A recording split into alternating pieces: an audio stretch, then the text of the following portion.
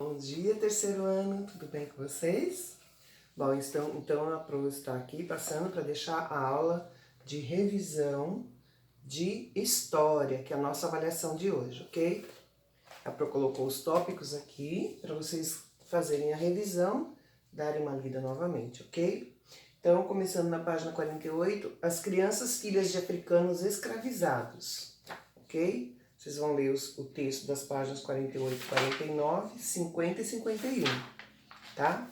Então, aqui está falando sobre as crianças, filhos de escravos, os meninos e as meninas africanos, tá?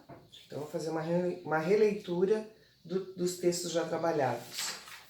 Depois, outro texto, os povos do deserto. Vocês vão encontrar lá na página, só um minutinho para eu procurar.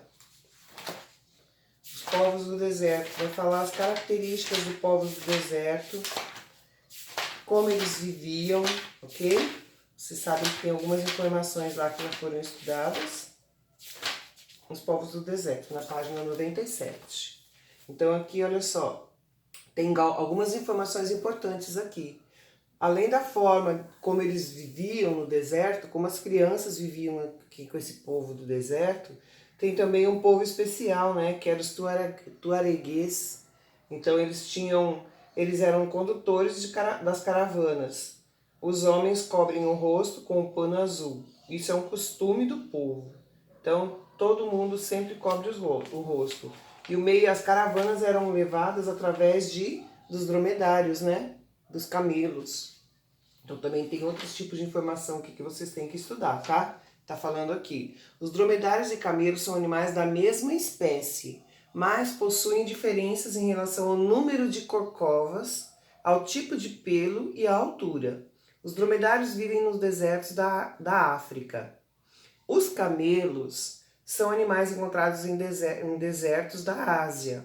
Eles são animais mais lentos, entretanto conseguem levar cargas mais pesadas em viagens mais longas. Então, olha só, o povo tuareguês era um povo nômade. O que é o povo nômade? É um povo que vive de lugar em lugar, eles não têm um lugar fixo para morar, para viver, ok? E as caravanas, que são as viagens que eles fazem, eram feitas através dos dromedários e dos camelos, ok? Então, cuidado, dromedário é uma coisa e camelo é outra, tá? Eles têm diferença. Olha lá, tá falando de... os dromedários e camelos são animais da mesma espécie, mas possuem diferença em relação ao número de corcovas, ao tipo de pelo e à altura. Os dromedários vivem no deserto da África.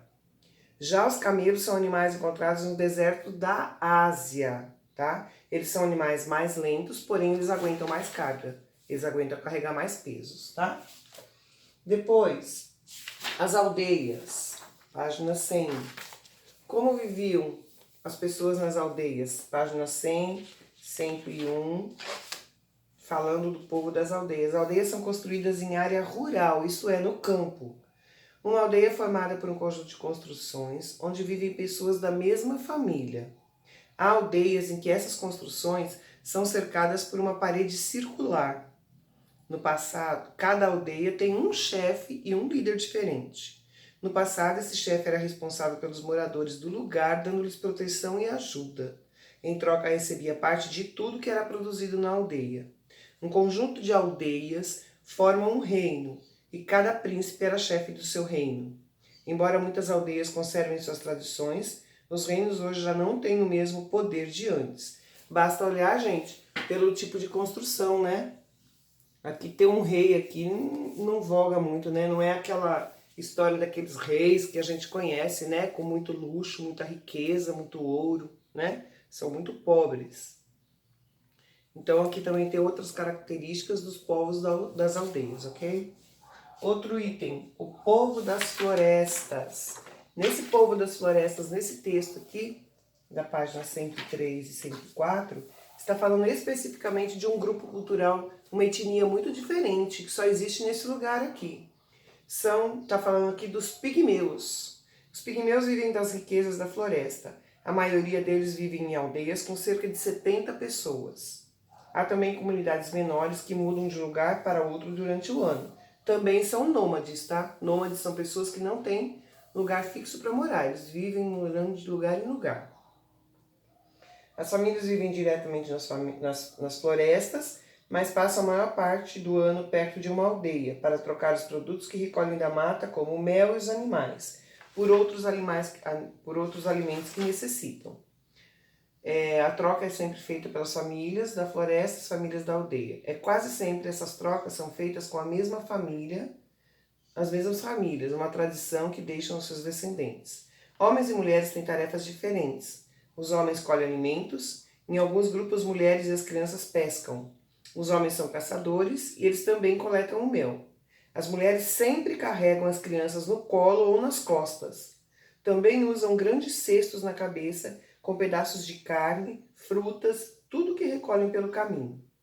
Hoje os moradores da floresta africana sofrem com a invasão de suas terras. Os madeireiros retiram as árvores e abrem estradas. Os moradores das aldeias vizinhas também invadem a floresta porque a população dessas aldeias está aumentando e precisa de novos espaços para construir sua moradia. Então, os pigmeus. As crianças de Portugal. Como vivem as crianças de Portugal?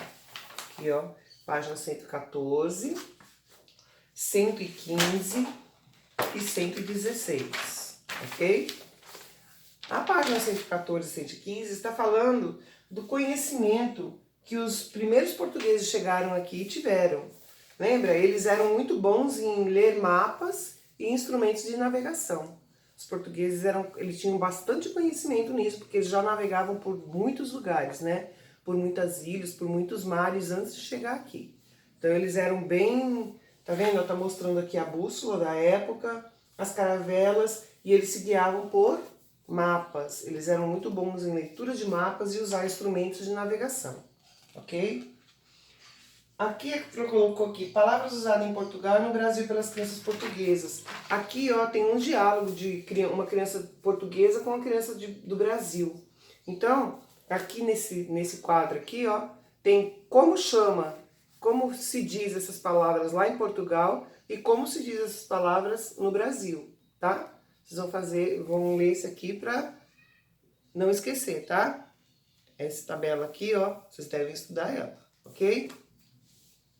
Depois, as crianças da Espanha, as crianças espanholas, elas têm uma certa dança que chama dança flamenca, tem uma certa comida que chama paella, né? É um prato típico lá da Espanha. Então as crianças já nascem com as tradições e dão continuidade, ok?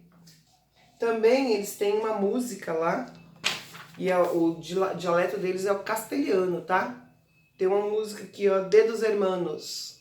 Então, esse De dos Hermanos tem alguma coisa a ver conosco?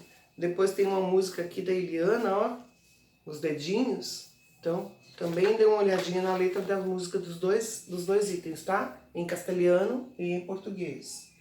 E por fim, as crianças do Japão. Como vivem as crianças? As crianças japonesas respeitam muito seus costumes e tradições. O nome delas é escolhido de acordo com a tradição da família.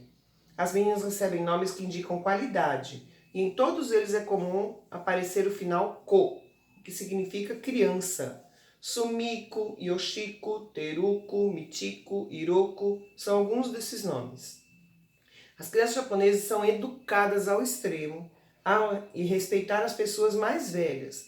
Por isso, ao chamar alguém pelo nome de forma respeitosa, usam as palavras sum ou suma, junto ao seu nome ou sobrenome. Para as crianças costuma-se usar tian, para as meninas e kun para os meninos.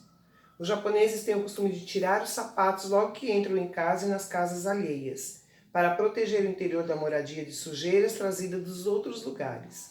Para comer, os japoneses usam hashi, que são 2 palitos que são usados no lugar dos talheres. As crianças japonesas aprendem a fazer dobraduras chamadas origamis, vocês até fizeram um, né? Essas dobraduras fazem parte da cultura desse povo. O tsuru é a ave sagrada do Japão. Segundo a lenda, essa ave vive 1000 anos e é capaz de atender aos pedidos e desejos das pessoas que conseguirem dobrar mais tsurus. As pipas japonesas são usadas como objetos de decoração e como brinquedos. Tá vendo, gente? Até os japoneses fazem pipas, ó. Igual vocês fizeram de vocês.